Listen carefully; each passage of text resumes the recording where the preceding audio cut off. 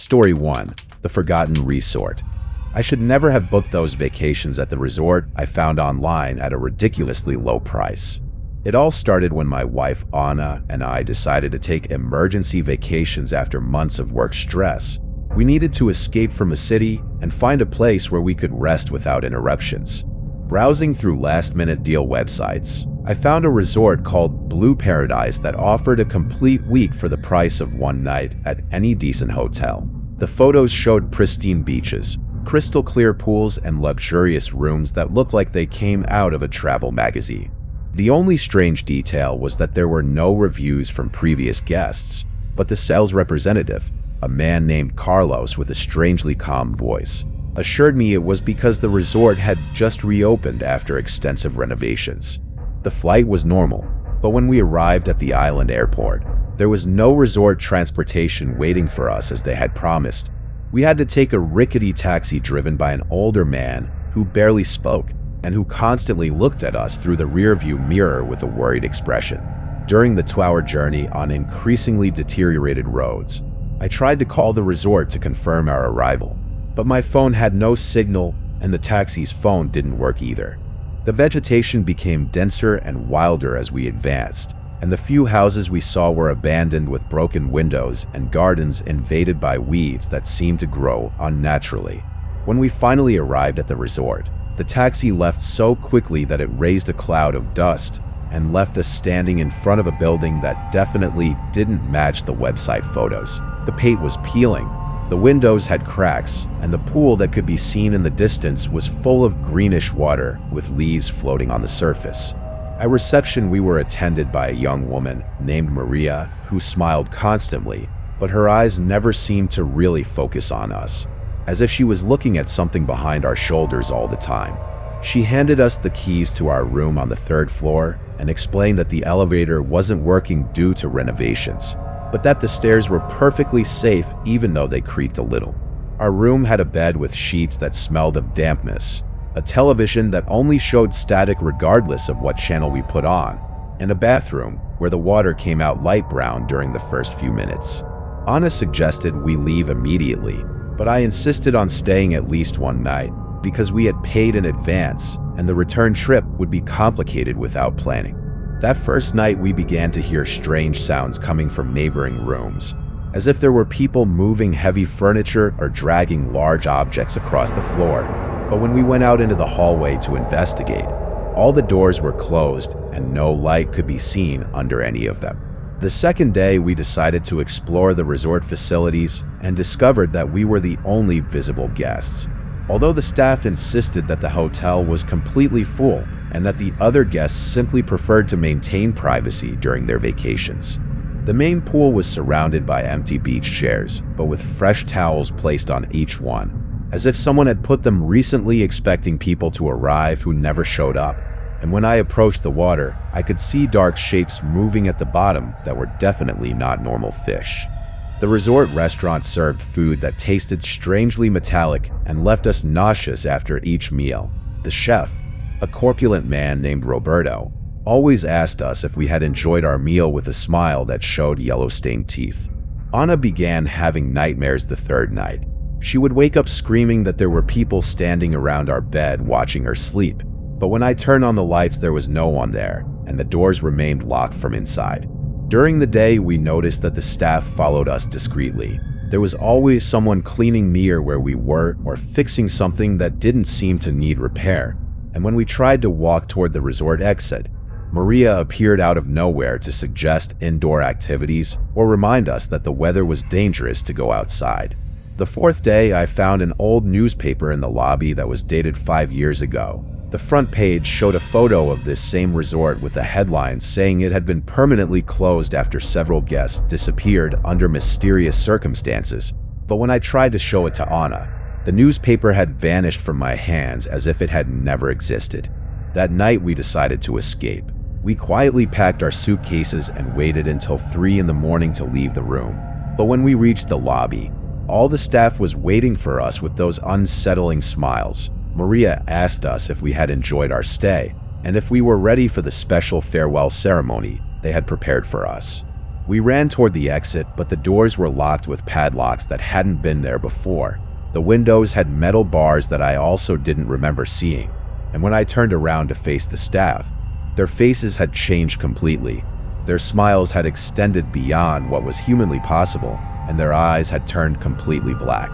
Anna screamed when Roberto appeared from the kitchen carrying a metal tray with instruments that were definitely not for cooking. And that's when I realized that the dark shapes I had seen in the pool were probably the remains of previous guests who had also found deals too good to be true. We never left that resort, and now we are part of the staff that receives new guests with unsettling smiles, patiently waiting for the next victims who search for cheap vacations on the internet to arrive. Story 2. The cabin in the woods. My family decided to rent a remote cabin to completely disconnect from the digital world for a week, but what we found in that forest changed our lives forever. The idea arose when my sister Laura complained that our teenage children, Miguel and Sofia, spent too much time on their phones and needed to reconnect with nature and with each other as a family.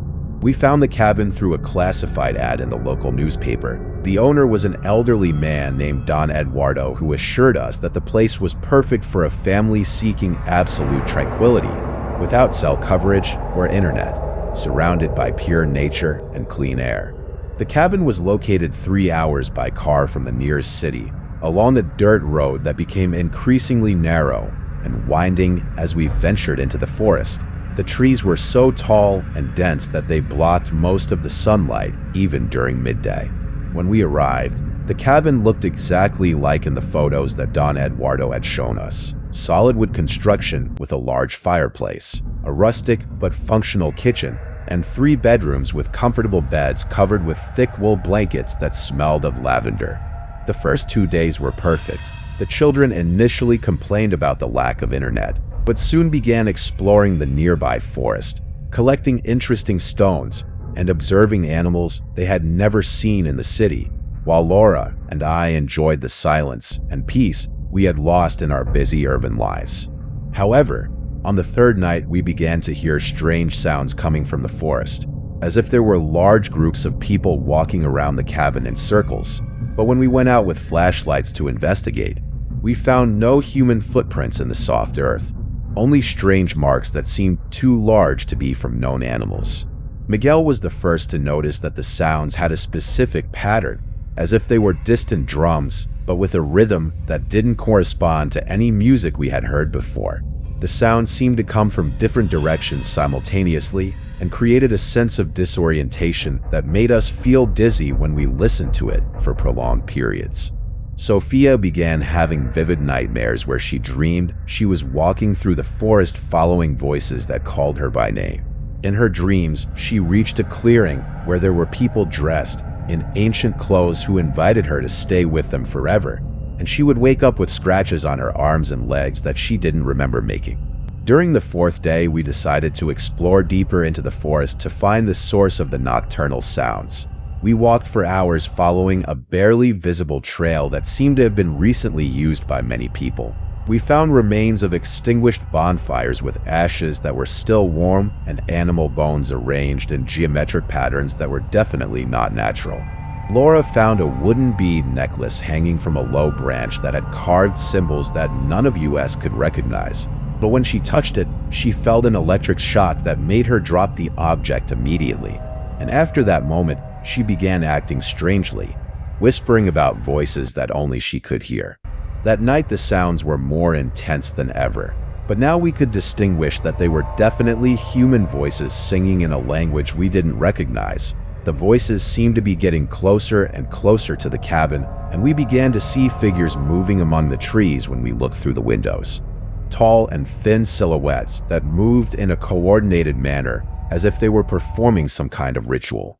Miguel suggested we should abandon the cabin immediately and return to the city, but when we tried to get in the car, we discovered that someone had emptied the gas tank and cut the battery cables. Plus, the tires had been punctured with sharp objects that left perfectly round holes. Laura insisted that we should walk into the forest to join the voices calling her. Her eyes had developed a glassy and empty expression that reminded me of people in a trance state. And when we tried to stop her physically, She demonstrated superhuman strength that allowed her to break free from our grip easily. During the fifth night, Sophia disappeared from her room without making noise. We searched throughout the cabin and around the immediate perimeter, but found no traces of her, until Miguel pointed out dim lights moving deep in the forest and voices that definitely included his sisters singing along with the mysterious choir. Laura had also disappeared during our search for Sophia, and when Miguel and I returned to the cabin to plan our next move, we found a note written in handwriting I didn't recognize that said my family had found their true home in the forest and that I was welcome to join them when I was ready to abandon my previous life. The sounds continued throughout the night, but now I could clearly distinguish Laura and Sophia's voices among the choir. They sang words that seemed to be in the same strange language we had heard before, and occasionally they shouted my name and Miguel's, inviting us to walk into the forest to reunite with them in their new existence.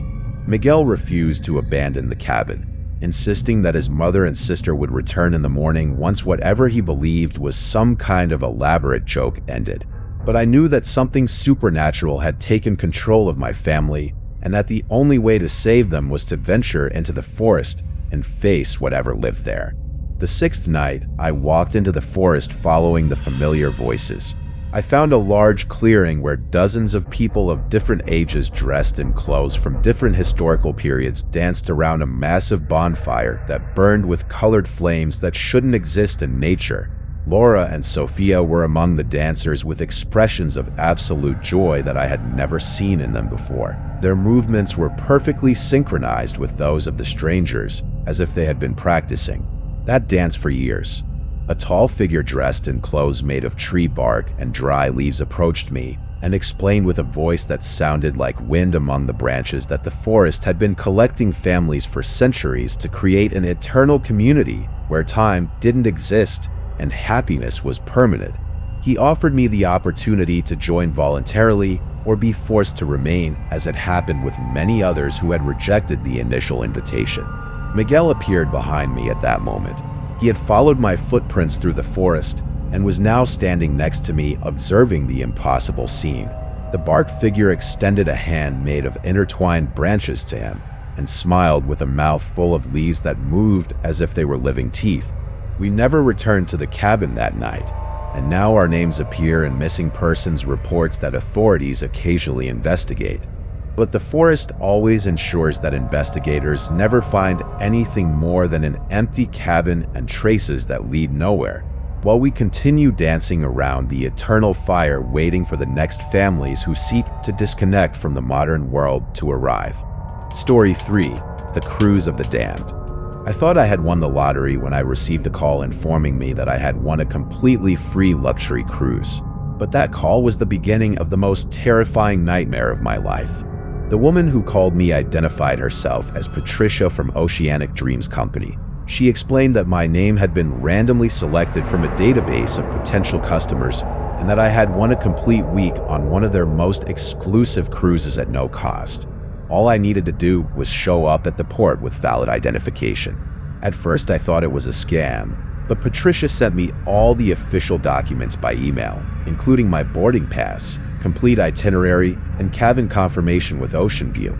Everything seemed completely legitimate, and when I called the company to verify, they confirmed that I had indeed won the prize. My wife Elena was skeptical from the beginning, arguing that good things never happen without reason and that we should investigate more before accepting.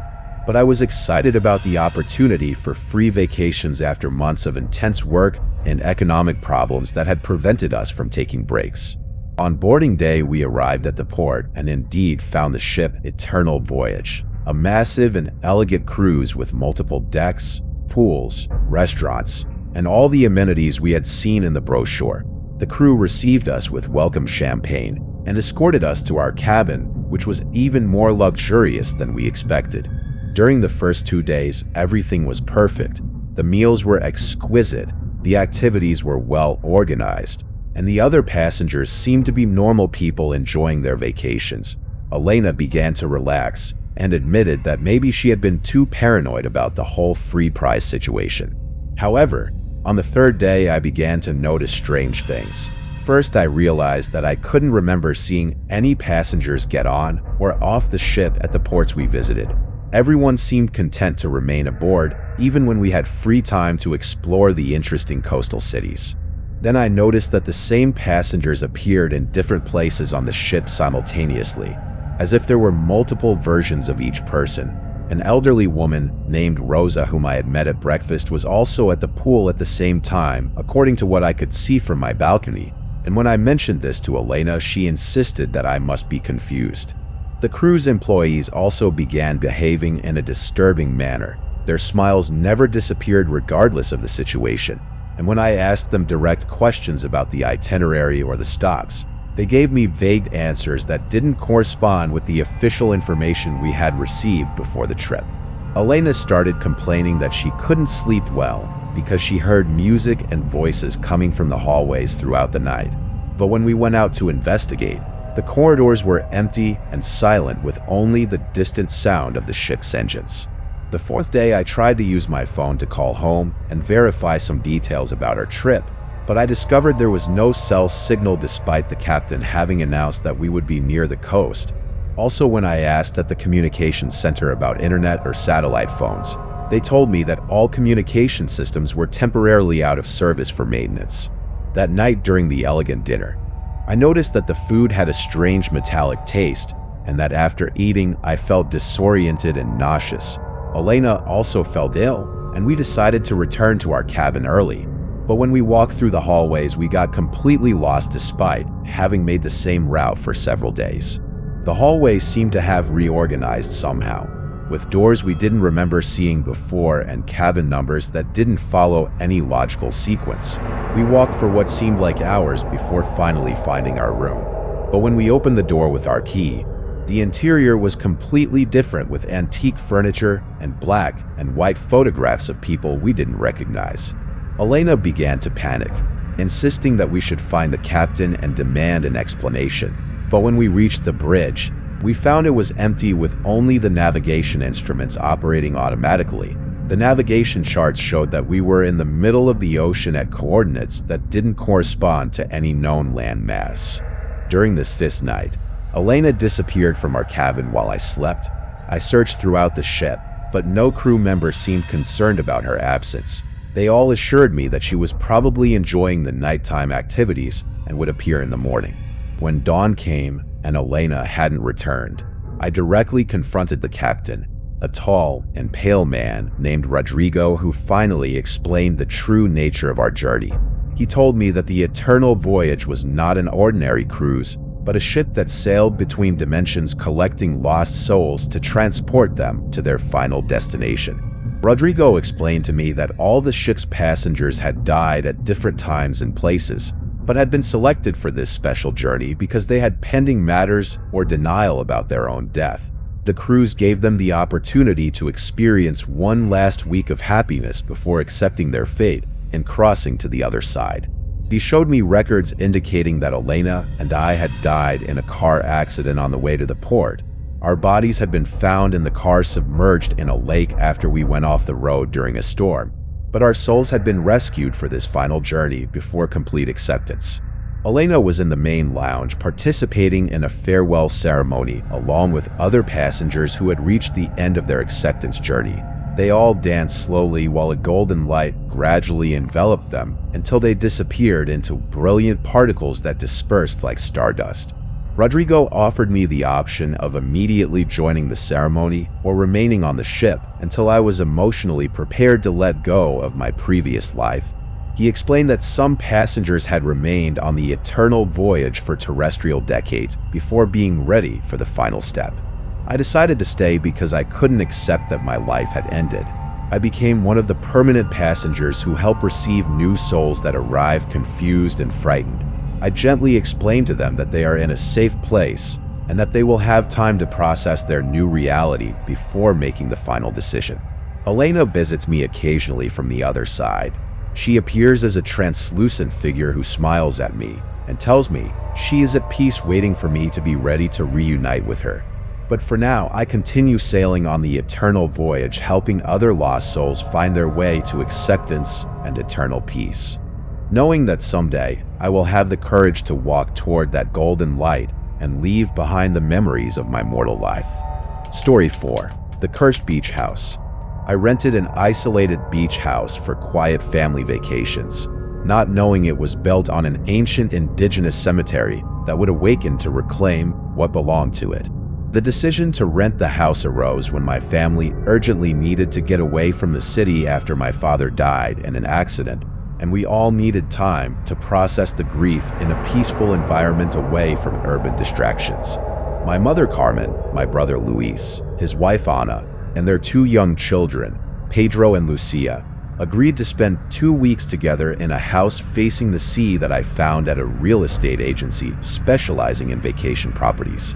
The agent, a woman named Teresa, was very insistent that this particular house was perfect for our needs, located on a private beach 2 hours from the nearest city, with enough bedrooms for the whole family and a spectacular ocean view from all the main windows. The price was surprisingly low for such a large and well-located property, but Teresa explained that the owners were anxious to rent it after it had remained empty for several months for reasons she didn't fully specify. When we arrived at the house, we were impressed by its size and elegance. 2-story construction with large windows, a wide terrace overlooking the ocean, and decoration that combined modern elements with local art that seemed to represent scenes from the indigenous culture of the region. The first days were exactly what we needed. The children played on the beach building sand castles and collecting shells, while the adults relaxed on the terrace, enjoying homemade meals and conversations that helped us process the recent loss of my father. However, on the 3rd night, we began to hear distant drums that seemed to come from the ocean, a constant and hypnotic rhythm that continued for hours and gradually intensified until it became almost deafening. But when we went out to the beach to locate the source of the sound, everything fell into absolute silence. Pedro, who was 8 years old, was the first to mention that he saw people walking on the beach at night.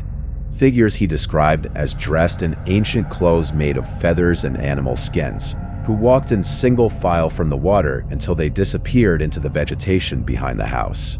Initially, we thought they were nightmares caused by the change of environment, but Lucia, who was 6 years old, began describing exactly the same figures with details that a child her age shouldn't know about indigenous ceremonial clothing. My mother Carmen started finding strange objects buried in the garden when she watered the ornamental plants, small bones carved with intricate symbols, polished stones arranged in geometric patterns, in ceramic fragments that seemed very old and were definitely not modern decorations. Ana began having vivid dreams where she walked through the house, but all the rooms were full of people she didn't recognize, sitting in circles singing in a language she didn't understand, but that somehow felt familiar to her. And when she woke up, she found sand on her feet despite not having left the house during the night. Luis decided to investigate the history of the property and discovered at the library in the nearest town that the house had been built on the site of an ancient ceremonial cemetery of the Taino tribe that had inhabited the region for centuries before colonization. Historical records indicated that the cemetery had been desecrated during the construction of the house, without performing the appropriate rituals to relocate or honor the spirits buried there. The 4th night, the drums became so intense that they seemed to come from inside the house itself, as if the instruments were being played in the next rooms. But when we checked each room, we found nothing that could produce those sounds. The walls vibrated slightly with the rhythm, and we felt the floor move under our feet, as if it were responding to an invisible dance. The children began speaking in the same strange language that Ana heard in her dreams. Complete conversations during breakfast using words that none of us had heard before. But when we asked them what they were saying, they looked at us confused as if they didn't remember speaking differently. Carmen found a diary hidden in her bedroom closet written by a woman named Isabella who had rented the house 5 years earlier. The entries described experiences almost identical to ours, starting with nocturnal drums and escalating to direct encounters with spectral figures who had invited her to participate in ceremonies that promised to reunite her with deceased loved ones. The last diary entry was written with increasingly erratic handwriting, and said that Isabella had decided to accept the spirit's invitation because she had found peace in communicating with her dead husband. But local authorities never found her body, and the house had remained unoccupied since then. During this fifth night, the spectral figures began appearing inside the house. They walked through the hallways without making noise, but leaving wet sand footprints on the wooden floor. They gathered in the main room where they formed circles and performed movements that seemed to be part of an ancestral ritual. A figure that seemed to be the leader, a tall man with a feathered headdress and ceremonial face paint, addressed me directly and spoke to me in Spanish with an accent that sounded like echoes from very far away. He explained that my family had been called to this house because my father's spirit needed to be properly guided to the world of ancestors through the correct ceremonies. The spiritual leader showed me visions of my father trapped in a state of confusion between the worlds of the living and the dead because he had not received appropriate funeral rites according to the ancestral traditions of the land where we now were. He offered me the opportunity to participate in a ceremony that would free my father's soul, but would require my family to remain in the house as guardians of the sacred cemetery. Carmen was the first to accept the proposal because she said she had been feeling my father's presence in the house, and that he had communicated to her in dreams that he needed our help to find peace. The children seemed completely comfortable with the spirits and began participating naturally in the nocturnal rituals, as if they had been born knowing those movements and songs. The final ceremony lasted 3 complete days, during which we neither ate nor drank anything except a ceremonial drink prepared with local plants that allowed us to see and communicate directly with the spirits of our ancestors. My father appeared as a luminous figure who thanked us for helping him complete his transition and blessed us before disappearing in a light that dispersed over the ocean. When the ceremony ended, we realized that we could no longer leave the property. Not physically because the doors and windows worked normally, but because we had been chosen as the new guardians of the sacred cemetery, and our presence was necessary to maintain the balance between the world of the living and the dead. The spirits explained to us that each family that had previously lived in the house had fulfilled the same purpose for generations, protecting the sacred site and helping lost souls find their way to eternal rest. And now it was our turn to continue that ancestral tradition. Teresa, the real estate agent, arrived 2 weeks later as she had promised to verify that everything was in order. But when we explained what had happened, she smiled in a way that made us understand that she was also part of this system, sending appropriate families to the house when the spirits communicated to her that they needed new guardians. Now we live permanently in the beach house. Our material needs are satisfied in mysterious ways that we don't question. The children grow up learning ancestral traditions along with the modern education that the spirits provide them through dreams and visions. And we help other families who arrive seeking rest but find a much deeper purpose. My father visits regularly from the other side. Now at peace and grateful for our decision to stay, he guides us in our responsibilities as guardians and assures us that someday, when the appropriate time comes, another family will be called to continue our work while we join him in the realm of ancestors. But for now, we are content fulfilling our destiny in this beach house that turned out to be much more than simple family vacations.